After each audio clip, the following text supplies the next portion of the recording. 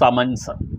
കോടതിയിൽ നമുക്ക് കേസുണ്ടാകുമ്പോൾ കോടതിയിൽ ഹാജരാകുന്നതിന് വേണ്ടി കോടതിയിൽ നിന്നും നമുക്ക് അയക്കുന്ന നോട്ടീസിനെയാണ് സമൻസ് എന്ന് പറയുന്നത്. ക്രിമിനൽ നടപടി ചട്ടം CRPC എന്ന് പറയും, ക്രിമിനൽ പ്രൊസീജിയർ കോഡ്. അത് പ്രകാരം സെക്ഷൻ 61 പ്രകാരമുള്ള സമൻസിനെ കുറിച്ചിട്ടുള്ള വിവരങ്ങളാണ് ഇന്ന് പങ്കുവെക്കുന്നത്.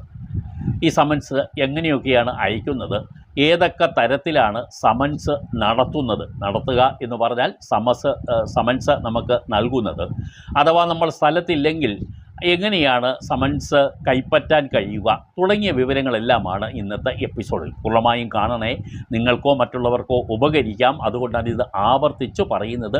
ഇടയ്ക്ക് കണ്ടിട്ട് സ്കിപ്പ് ചെയ്തു പോകരുത്.